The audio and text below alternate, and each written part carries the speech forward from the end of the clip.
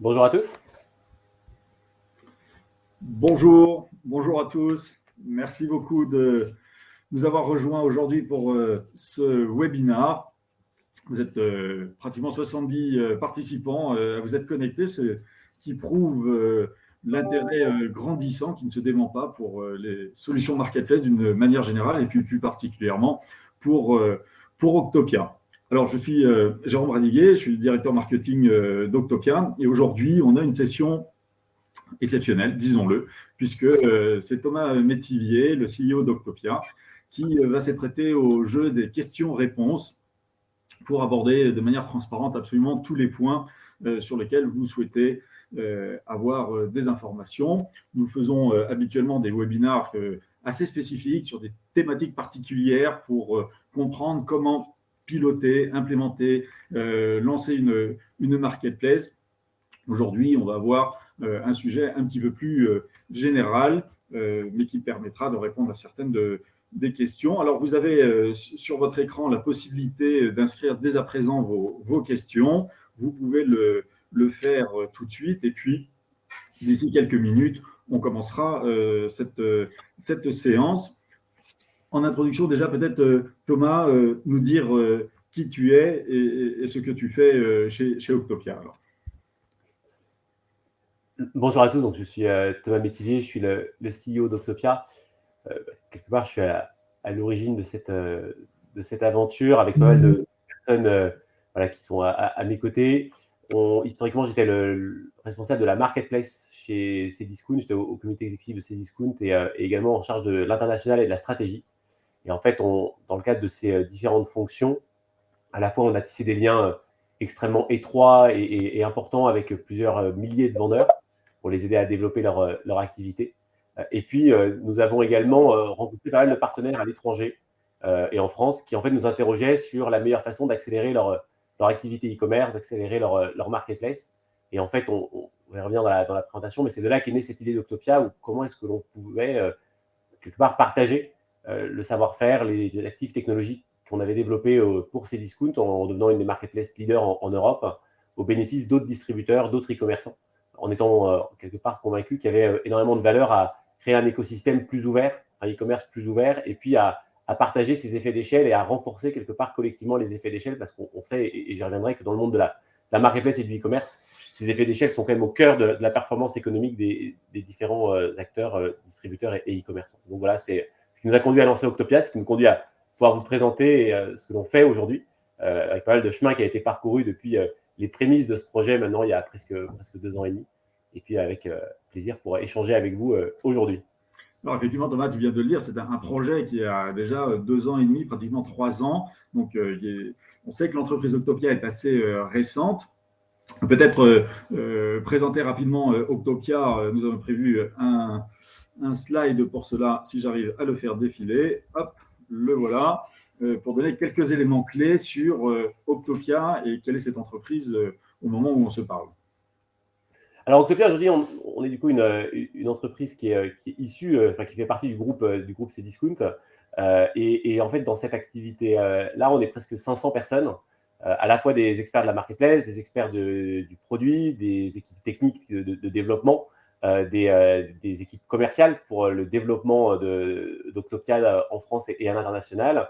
Et puis, notre ambition commune, c'est vraiment comment est-ce que l'on met à profit et qu'on partage ce savoir-faire, cette technologie, ces connaissances marketplace qu'on a créées pendant 10 ans, avec aujourd'hui un volume d'affaires cumulé qui est au-delà d'1,6 milliard d'euros chaque année en volume d'affaires marketplace.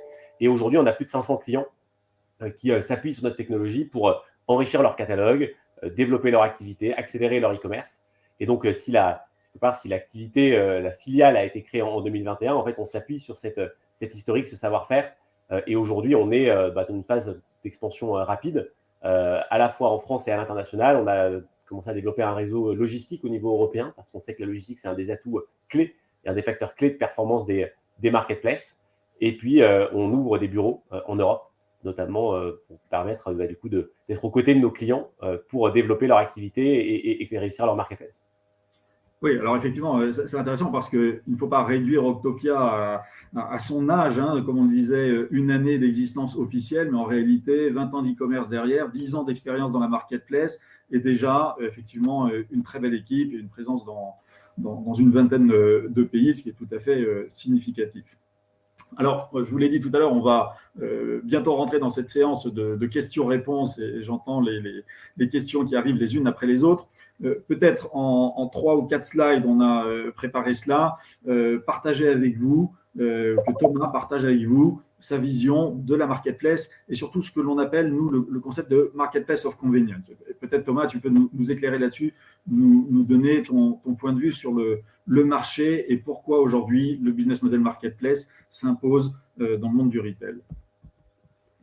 Alors, effectivement, l'idée derrière le lancement d'Octopia, c'est elle est partie d'un constat assez simple, c'est qu'on avait beaucoup d'échanges avec différents retailers, e-commerçants, qui en fait nous interrogeaient sur la meilleure façon de répondre à une tendance de fond de la consommation, une des attentes nouvelles et quelque part plus exigeantes des clients, qui était cette attente d'un plus grand choix, d'une plus grande diversité d'offres, et qui en fait rejoint une tendance de fond qu'on a observé énormément de marché, qui est cette tendance que les Anglais appellent convenience, cette logique un peu de praticité, d'avoir tout sous le même toit et d'avoir surtout une expérience qui soit extrêmement fluide, extrêmement facile. Et en fait, on voit bien que cette tendance-là de fond, elle bouleverse énormément de marchés.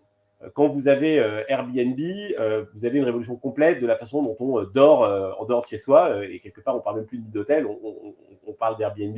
Quand vous avez Uber qui vient complètement changer la façon de prendre le taxi ou de se déplacer, en fait, on voit bien que c'est des acteurs qui ont changé la façon dont les consommateurs voyaient des segments entiers de marché en apportant une expérience client beaucoup plus efficace, beaucoup plus fluide.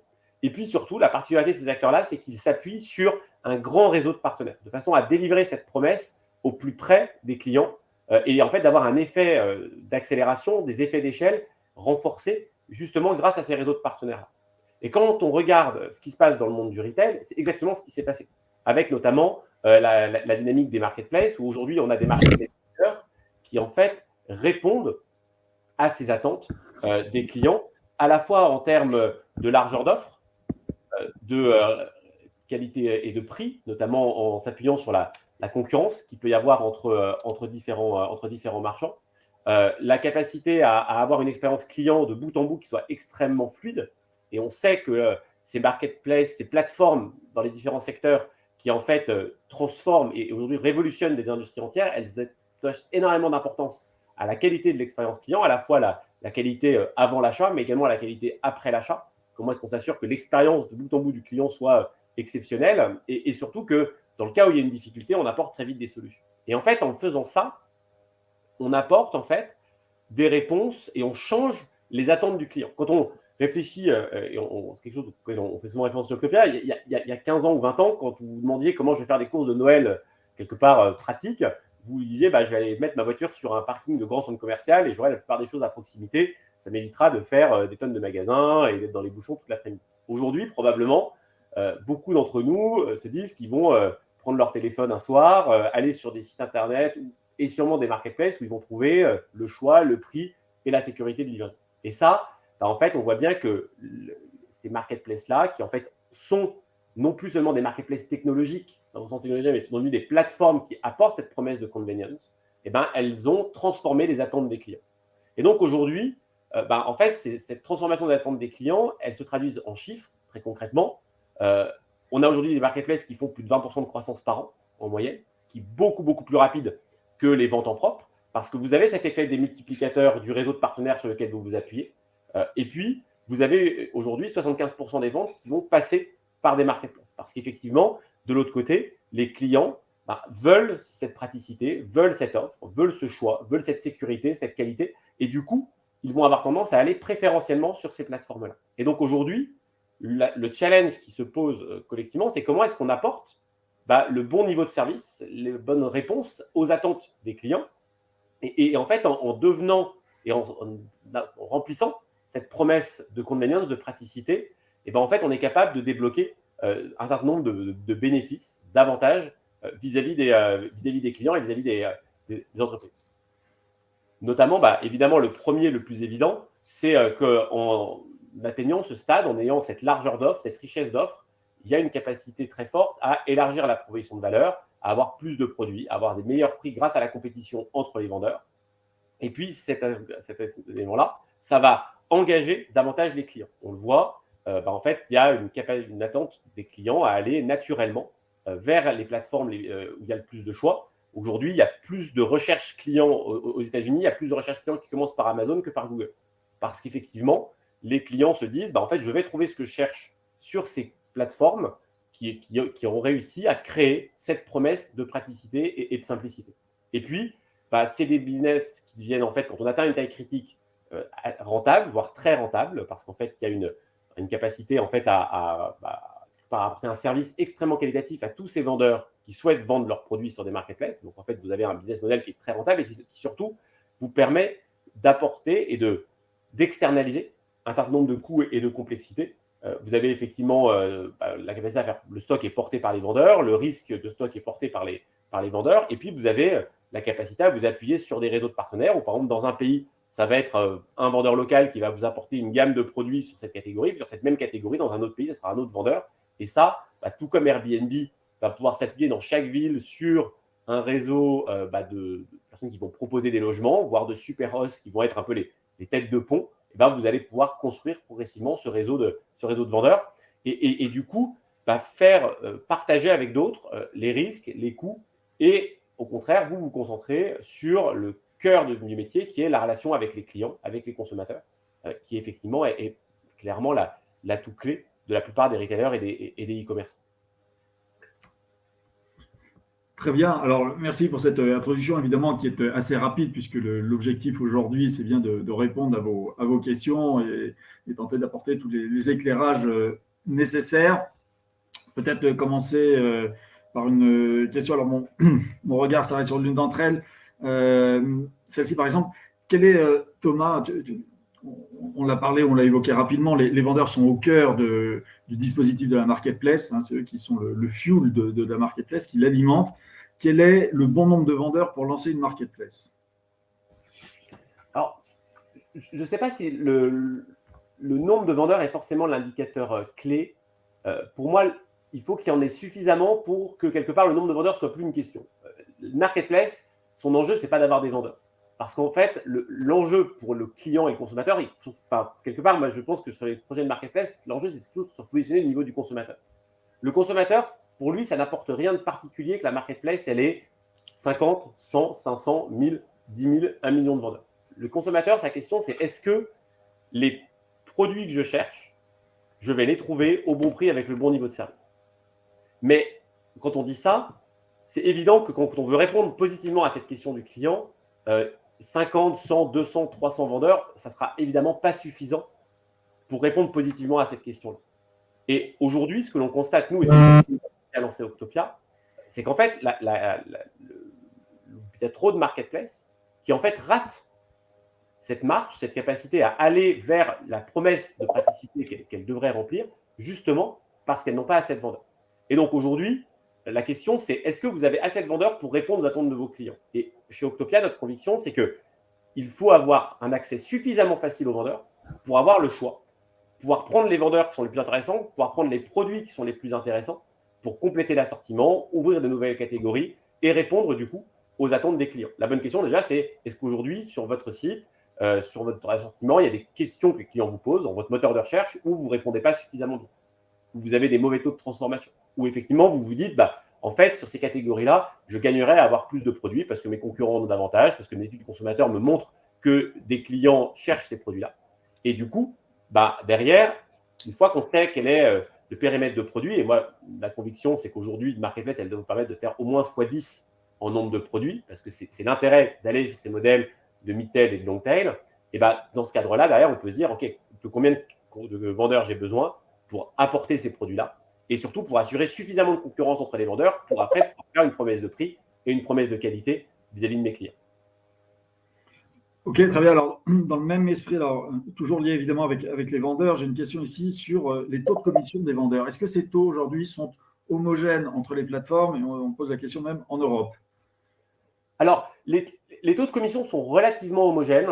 Il peut y avoir un petit peu de variation. Il y a quelques pays où les taux sont plus bas, je pense notamment à la Pologne. Mais en fait, il faut toujours regarder la vision des vendeurs. Il y a vraiment deux points à comprendre dans la vision que les vendeurs ont sur les marketplaces.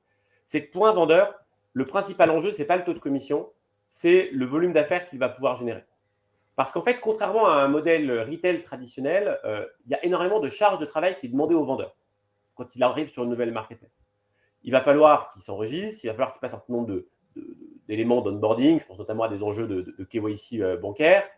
Et puis, il va falloir qu'il crée son catalogue, qu'il y passe du temps pour avoir un catalogue de qualité, qu'il rentre dans le schéma de catalogue qui est demandé par la marketplace. Et tout ça, c'est pour lui une vraie logique d'investissement.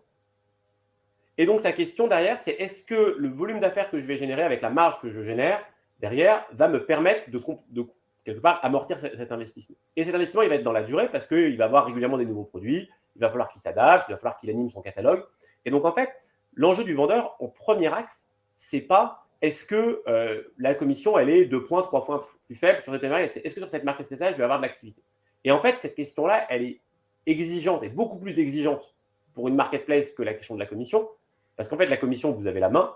Le volume d'affaires que vous allez pouvoir apporter aux vendeurs, ben ça, c'est quelque chose qui va dépendre de votre trafic, de votre activité, de votre business préexistant et de vos investissements marketing. C'est beaucoup plus compliqué. Et en fait, chez Octopia, l'idée derrière Octopia, c'est que notre but, c'est de réduire au maximum les coûts pour les vendeurs. Qu'en fait, sur une marketplace Octopia, aujourd'hui, les vendeurs, notamment quand on assure le paiement pour les vendeurs grâce à notre filiale Sinovapay, on est en capacité d'avoir des vendeurs qui s'onboardent en un clic. Ils disent, je veux laisser cette marketplace-là. Il n'y a pas besoin de faire de KYC bancaire et on est capable de partager les données produits directement avec la marketplace en adaptant le format pour parler le langage de la marketplace. Et dans ce cadre-là, en fait, les vendeurs n'ont pas de coût initial. Et donc, au lieu d'avoir un vendeur qui va réfléchir à 2 fois avant d'aller sur cette nouvelle marketplace, même si la commission est basse, en fait, il va tenter le coup et il verra bien. Et là, pour le coup, effectivement, la question du taux de commission peut être un levier intéressant pour l'emmener. Mais de nouveau, les vendeurs regardent le potentiel business bien avant le taux de commission. Alors, je vois que les vendeurs sont vraiment au cœur des questions que l'on a. Je pense que tu as répondu déjà à celle-ci, mais je la recite. Comment aller chercher de nouveaux vendeurs lorsqu'on a peu de trafic? C'est effectivement la complexité et quelque part la valeur ajoutée de la solution Octopia. Aujourd'hui, de façon très transparente, si vous avez peu de trafic et peu de business et que vous allez chercher les vendeurs unitairement un par un, vous allez avoir vraiment du mal. Vous allez être obligé en fait de leur faire une promesse de simplicité en leur disant écoutez, envoyez-moi votre catalogue que vous mettez chez Amazon et puis je vais me débrouiller, je vais l'adapter. Vous allez être obligé de leur proposer de faire le travail à leur place. Et là, ça va vous prendre énormément de temps.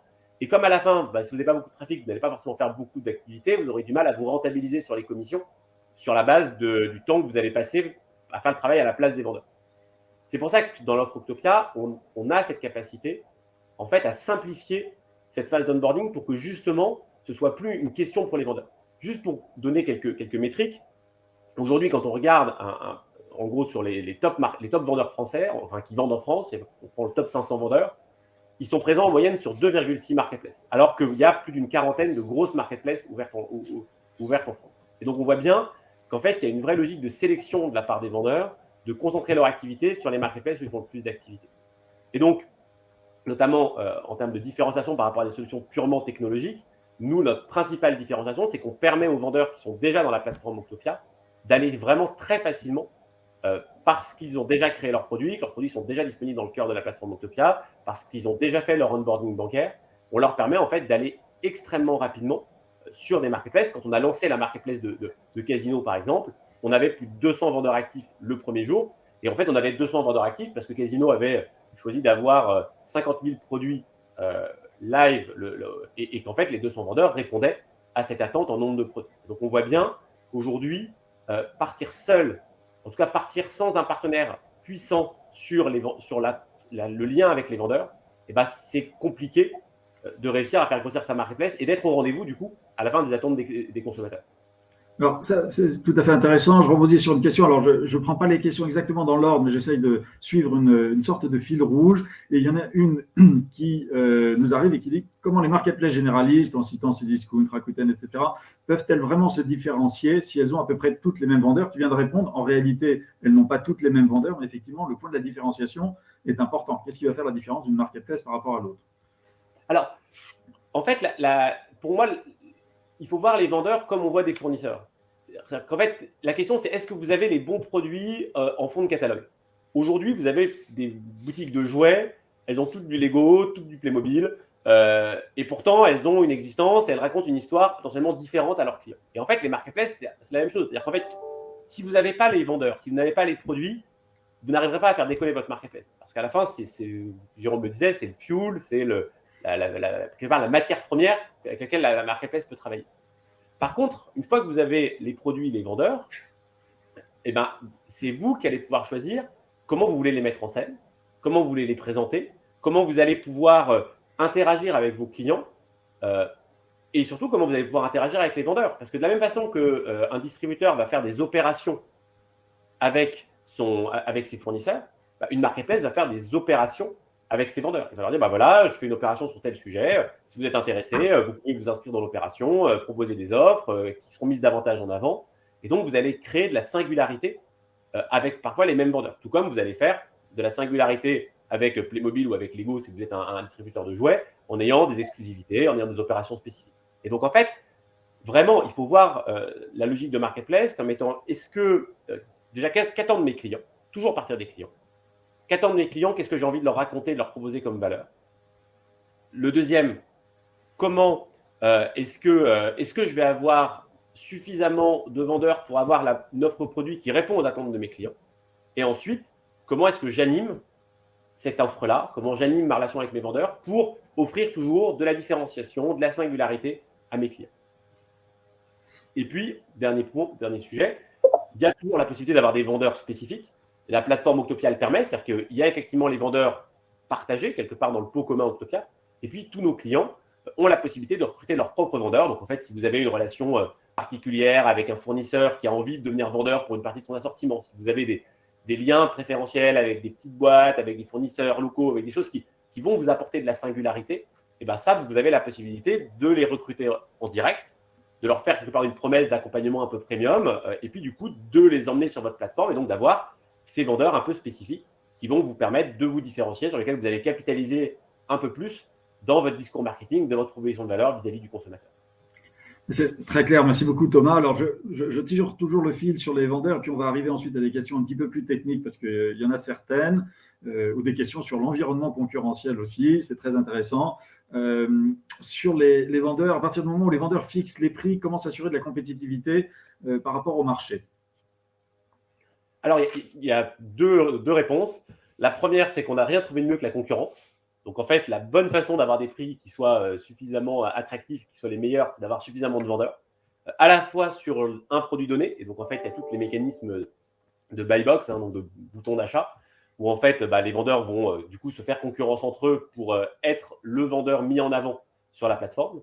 Et puis, vous allez avoir la logique même entre produits. Si je prends un assortiment de canapés, c'est évident que si vous avez des canapés qui sont dépositionnés en prix à performance équivalente, progressivement, ils vont disparaître du moteur de recherche, voire vous allez décider, par exemple, de mettre en avant de façon préférentielle les produits que vous jugerez comme ayant le meilleur indice prix. Et là-dessus, on rejoint des stratégies potentiellement différentes entre les marketplaces. Vous pouvez avoir des marketplaces qui vont avoir des stratégies très tournées sur l'algorithmie.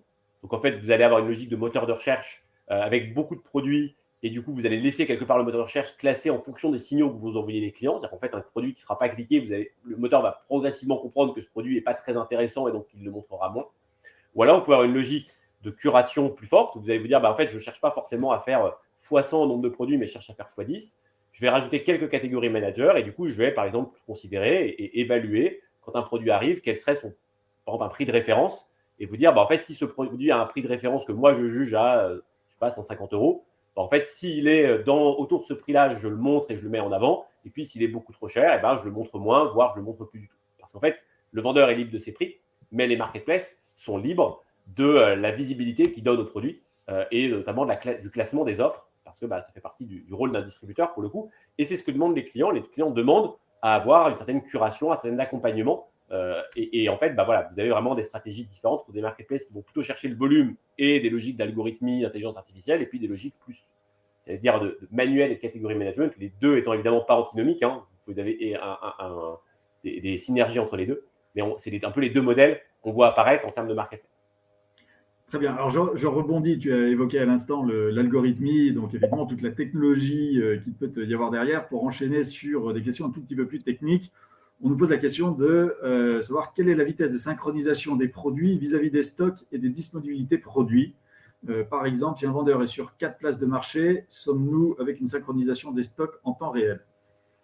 Alors, sur Octopia, la réponse est oui. C'est-à-dire qu'en fait, il y a un modèle où quand une commande arrive, le stock est décrémenté et en fait, il y a la possibilité d'appeler l'API stock en temps réel si vous avez une commande, si un client est au panier pour vérifier que en gros, le stock est toujours disponible. Donc, en fait, il y avait peut-être une unité en stock. Du coup, on a dit à toutes les marketplaces sur lesquelles le vendeur est qu'il y avait une unité en stock. Le vendeur fait une vente sur une marketplace, automatiquement le stock passe à zéro. Donc, dans le flux de mise à jour, le stock est mis à zéro. Et en fait, vous avez la possibilité de le consommer de façon régulière ou alors, au moment où un client passe au panier, par exemple, de faire un appel pour vérifier qu'il y a bien toujours du stock. Donc, ça permet d'éviter les ruptures.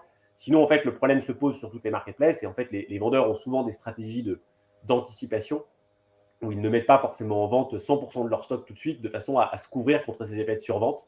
Donc voilà, après, c'est des stratégies que les vendeurs vont avoir parce qu'on suit, et ça fait partie des indicateurs de qualité, quel est le taux d'annulation des vendeurs, notamment pour le manque de stock, parce qu'en fait, c'est un indicateur important de performance des marketplaces. Évidemment, on ne peut pas avoir 2, 3, 4% des commandes qui finissent annulées au motif que les vendeurs n'ont plus de stock. Donc en fait, voilà, il y a des indicateurs de qualité qui sont suivis et sur lesquels on est exigeant vis-à-vis des vendeurs, parce qu'à la fin, c'est des clients qui sont déçus de ne pas trouver le produit alors qu'ils pensaient avoir réussi à placer une commande. Très bien. Alors, tu as évoqué le sur Octopia, nous sommes capables de. Je réponds à une des premières questions qui étaient arrivées, mais que je n'avais pas mentionnées. Comment vous démarquez-vous d'un Miracle qui a déjà bien étendu son offre auprès des retailers mondiaux majeurs? Alors, notre conviction qui était au lancement d'Octopia, c'est qu'aujourd'hui, en fait, la partie technologique, ce n'est que allez, 20%, 20 à 25% du chemin pour répondre aux attentes des clients. Comme vous l'avez compris, les clients, ils s'en fichent un peu de savoir que vous êtes devenu une marketplace si ça ne fait pas de différence pour eux dans le parcours d'achat. Et donc, nous, la conviction sur Octopia, c'est que ce qui fait vraiment la différence, c'est est-ce que j'ai les bons vendeurs?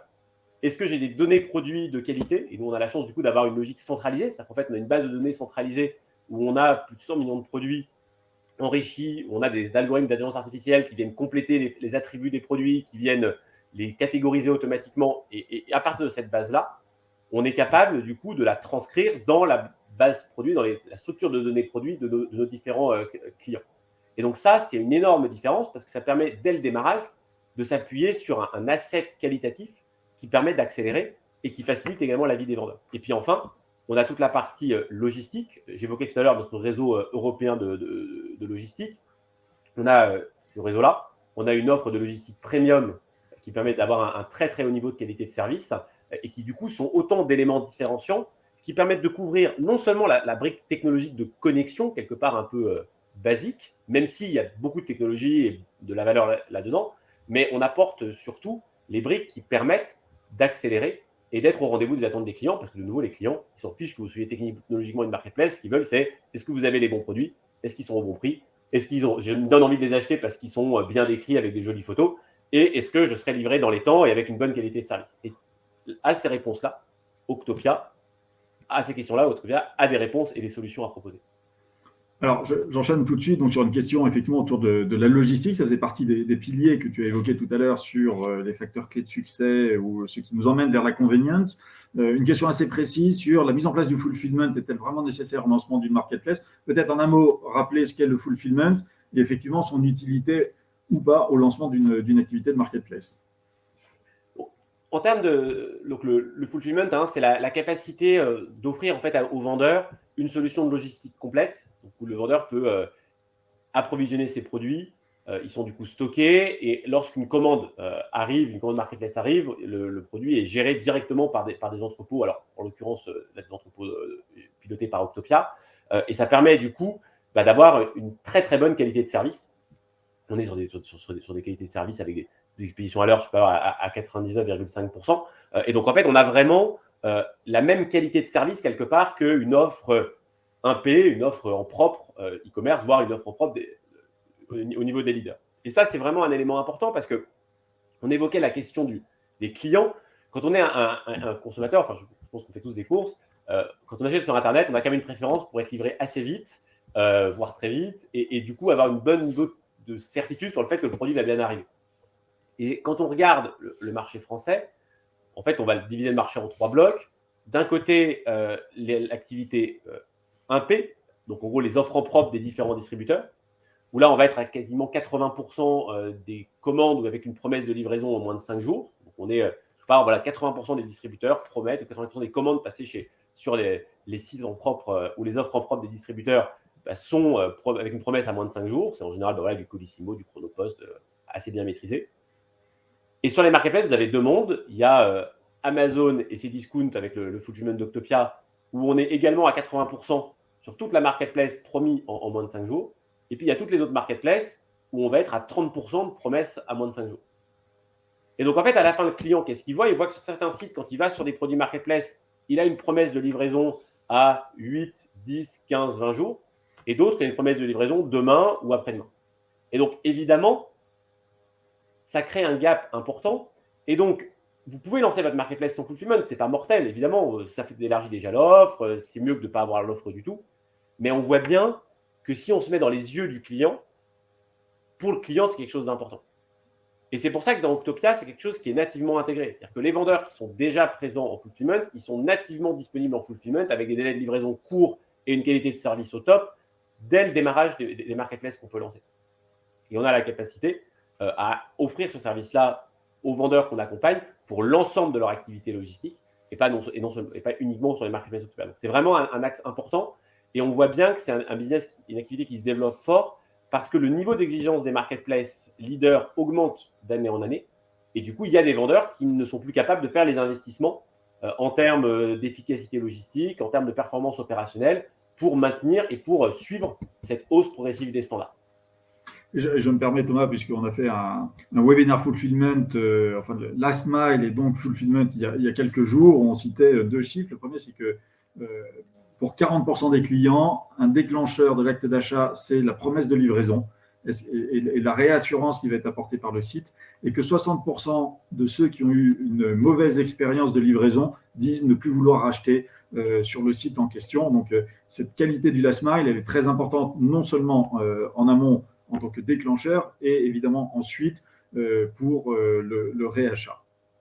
Juste pour donner des ordres, pour abonder là-dedans, on constate sur Cdiscount, qui est aujourd'hui le plus gros client d'Octopia, quand un produit est vendu en marketplace et qu'il passe en fulfillment, on fait plus 70-75% de ventes sur ce produit parce qu'effectivement, les clients voient bien que c'est un produit où il y a une réassurance supplémentaire, il est livré plus vite. Et puis, d'un point de vue distributeur, ça fait en fait une offre marketplace qui est, en termes de qualité, de promesse, très proche de l'offre en propre et qui du coup rejoint un cœur d'offre commerciale. Et notamment, on a la possibilité, pour certains de nos clients, c'est le cas pour Cdiscount, mais c'est le cas pour d'autres également, que par exemple les tarifs de livraison, les frais de port facturés aux clients soient du coup fixés par la marketplace, ce qui permet par exemple de faire rentrer ces produits dans des programmes de fidélité. Et donc on voit bien là qu'en fait la marketplace n'est plus simplement un side business qui vient compléter et boucher des trous, mais ça devient un élément constitutif, j'allais dire, de la colonne vertébrale commerciale d'un e-commerçant ou d'un distributeur avec une activité e-commerce, parce qu'en fait, on est sur des produits qualitatifs avec un très haut niveau de qualité de service et qui peuvent faire partie de plans de fidélisation, de récurrence d'achat, au même titre que les produits 1P, les produits en propre du distributeur. Alors, c'est très bien qu'on aille sur la qualité, parce qu'effectivement, il y a la qualité de la livraison. Et donc, 2 questions là, que je vais résumer en une. D'une manière générale, comment garantir la qualité de l'offre sur ma marketplace? Et directement lié, je dirais, comment lutter contre les façons ou les produits illégaux? Alors, sur ces 2 sujets, il n'y a pas de 50 solutions. Ça demande du temps, ça demande de l'énergie et ça demande un peu de sueur. On ne va pas se raconter d'histoire. L'intérêt d'Octopia, c'est qu'une bonne partie du travail est déjà fait. Parce qu'en fait, on a déjà des stratégies de filtrage sur un certain nombre de risques de contrefaçon. On a d'ailleurs des conventions avec certaines marques, notamment de luxe, parce qu'il y a évidemment eu une époque où les marketplaces étaient très peu régulés. Donc, on a eu des travaux avec ces marques-là pour filtrer les produits qui étaient le plus à risque de contrefaçon. Donc, en fait, c'est des choses qu'on a. Et puis surtout, on a la chance d'avoir beaucoup de commandes Et donc, en fait, dès qu'il y a un souci, en fait, on l'identifie très vite, on sanctionne le vendeur, en général, c'est la porte. Et donc, en fait, progressivement, on écrème. Et en fait, surtout, on est capable d'assurer que certains produits ont été très bien évalués par les clients, qu'on n'est pas sur des modèles, on va dire, effectivement, sur des vendeurs qui ont des mauvaises pratiques. On n'est pas sur des produits qui sont des contrefaçons. Donc, quand vous avez un produit qui a été évalué par 5, 10, 15, 50 clients qui lui mettent des très bonnes notations, vous savez, si vous intégrez ce produit-là dans votre catalogue, que du coup, vous n'avez pas ce risque-là. Et donc, ça, c'est vraiment un élément aussi important dans Octopia, c'est qu'on apporte cette réassurance. Vous avez un vendeur qui a déjà fait 150 ventes, qui n'a jamais eu de problème. Il y a quand même peu de chances que demain, il se mette à vendre des contrefaçons. Et si c'est le cas, en fait, on s'en rendra rapidement compte et il sera exclu de la plateforme. Donc ça, c'est vraiment un point important et on mutualise quelque part ces efforts-là. De nouveau, j'évoquais vraiment en introduction cette importance des effets d'échelle. Vous voyez bien qu'en fait, dans notre modèle marketplace, il y a énormément de choses, énormément d'éléments structurants où quand vous le fassiez pour un site qui fait 1 million d'euros ou que vous le fassiez pour un réseau de sites qui fait plusieurs milliards, et en fait, à la fin, le travail, c'est à peu près le même. Parce que le risque que vous ayez une contrefaçon et que le vendeur fait une contrefaçon, c'est la même, quelle que soit la taille de votre site. Donc, on voit bien qu'il y a un vrai intérêt à mutualiser les forces, à mutualiser les efforts. Et c'est vraiment cette philosophie-là qui nous a poussé à lancer Octopia en disant, en fait, ces efforts-là, on les fait déjà, faisant en sorte d'en faire bénéficier des partenaires, d'autres acteurs qui n'ont pas forcément cette taille critique, cette capacité à investir sur tous ces sujets. Très bien. Et pour conclure, une question qui vient juste d'arriver, mais toujours sur ce thème, logistique, qualité, peut-être effectivement apporter un complément d'information sur les prestations en fulfillment. Sont-elles en conditionnement neutre ou brandées Cdiscount, Octopia? Effectivement, comment ça se passe quand on expédie pour le compte d'un vendeur et surtout d'une autre marketplace? Alors, pour le coup, on est sur un modèle où on est en colis neutre. Donc, effectivement, le client final ne sait pas que ça a été expédié par la logistique d'Octopia et dans des entrepôts qui, du coup, font partie du groupe Cdiscount. On a une filiale au sein du groupe Cdiscount qui opère concrètement les entrepôts, du coup, à la fois pour cdiscount.com et pour Octopia et les clients Octopia. Très bien. Donc, ça se fait en carton blanc, voilà. Marron est parfait. Et pour le coup, l'intérêt également, c'est que cette filiale-là, qui s'appelle C-Logistics, elle a une longueur d'avance sur pas mal de sujets, notamment autour des enjeux RSE. Elle est une des premières à déployer ce qu'on appelle l'emballage 3D. Donc, on est capable de réduire de plus de 30% le volume moyen des colis et donc le volume dans les camions. Et on teste en ce moment les emballages réutilisables. Donc, ce n'est pas encore disponible sur 100% des flux Octopia, mais c'est des choses qu'on teste. Parce que on est convaincu qu'il y a des choses à continuer à améliorer sur ces enjeux logistiques. Oui, il y a une capacité d'expédition absolument considérable. Peut-être tu peux nous donner un ordre de grandeur du nombre de colis expédiés chaque année et qui fait que en fait, la solution de fulfillment via Octopia est extrêmement compétitive parce que derrière, personne ne peut avoir des tarifs au niveau auquel on les négocie nous. On est sur plusieurs dizaines de millions de colis qui sont expédiés chaque année depuis ces entrepôts.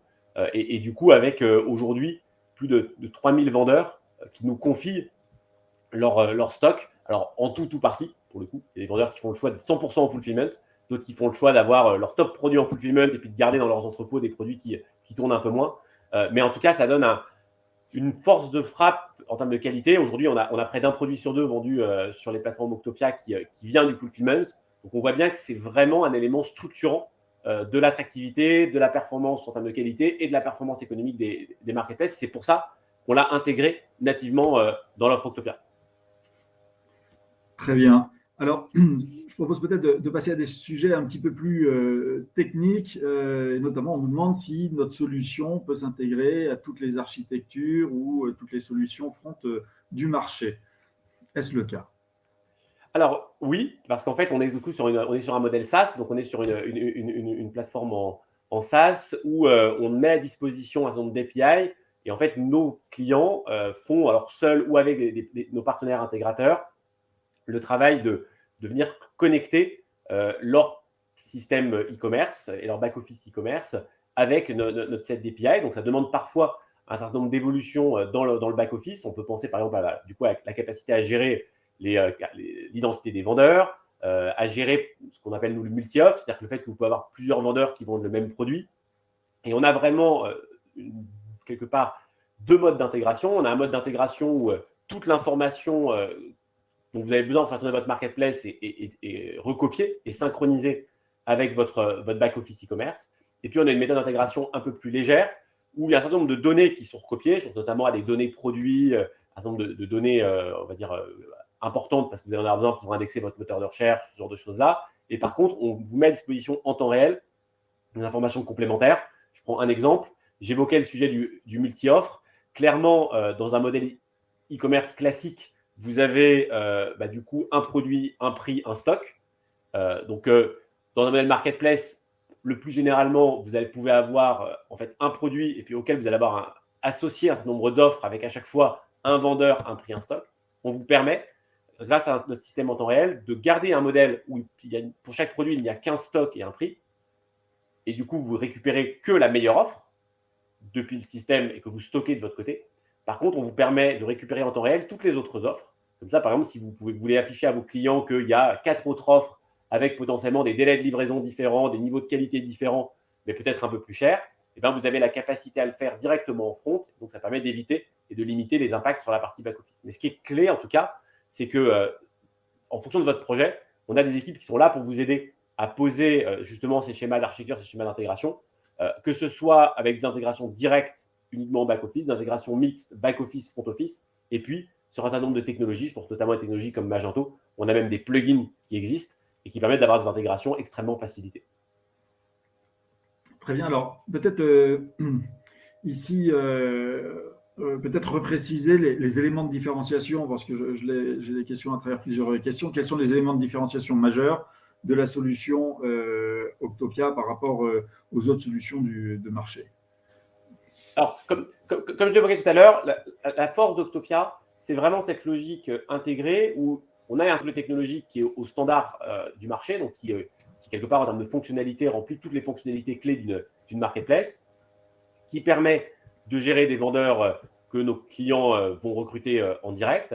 Et puis, les grands éléments de différenciation, c'est la capacité à avoir accès en un clic aux vendeurs d'Octopia. Donc, en fait, à avoir pour ces vendeurs déjà présents dans la plateforme un onboarding extrêmement facilité, extrêmement rapide, et donc, quelque part, une capacité à avoir des centaines de vendeurs venant d'Octopia très facilement. L'intégration native avec la partie logistique et fulfillment, qui est un élément majeur pour la qualité de service. Et puis, le soutien opérationnel, parce qu'on a aujourd'hui l'expérience dans notre période de marketplace depuis une dizaine d'années. Et donc, on est capable, on accompagne nos clients sur leur stratégie marketplace de façon plus large, savoir quel type de produit, quel type de vendeur, quelle stratégie logistique, notamment on a des clients qui sont potentiellement un peu plus loin de la France. Et puis, derrière, on peut discuter de toutes les stratégies d'activation commerciale de la marketplace. Comment est-ce que grâce à la marketplace, je remonte mieux dans le référencement sur Google, je suis capable d'avoir des stratégies d'enchères en acquisition payante qui soient plus optimisées. Comment est-ce que la marketplace m'incite à revoir mes schémas de navigation sur mon site de façon à montrer davantage de produits à mes clients? Comment est-ce que la marketplace peut être un levier de rentabilité supplémentaire avec des stratégies de retail média? On a une plateforme de retail média en partenariat avec Relevancy qui permet du coup de faire des produits sponsorisés, et on sait que c'est quelque chose qui peut rapporter 1, 2, 3 points de volume d'affaires supplémentaires en marge. C'est toutes ces questions-là qu'on traite et être au cœur du système marketplace, opérer une marketplace qui fait aujourd'hui plus d'1,5 milliard de volume d'affaires depuis une dizaine d'années. En fait, ça nous donne une légitimité, une capacité à accompagner nos clients, non seulement sur les opérations marketplace, mais également sur la façon de faire de la marketplace un atout business et un atout pour les clients, parce que c'est quand même ça l'enjeu à la fin. Bien, merci beaucoup Thomas. On arrive au bout de ces 45, même 46 minutes, je vois maintenant. Je crois qu'on a ouvert, en tout cas dans les grandes thématiques, la plupart des questions qui nous sont arrivées, celles qui restent en suspens. On vous fera une réponse à chacun d'entre vous. Surtout, on ne peut que vous inviter à nous contacter. Vous avez de multiples canaux, que ce soit via notre site, LinkedIn, ou en vous adressant des mails directement, bien entendu. Vous pouvez continuer aussi à poser vos questions sur le fil du webinaire ou nous indiquer vos coordonnées si vous souhaitez que l'on vous rappelle. Un grand merci à Mylène Reynard qui s'est occupée de la régie, que l'on ne voit pas, mais qui, derrière, s'occupe de toute la technique. Et on vous retrouve dans nos prochains webinaires pour aborder les différentes thématiques propres à la marketplace et vous accompagner dans vos projets. Encore un grand merci. Bonne journée à tous. Bonne journée. Au revoir. Merci beaucoup.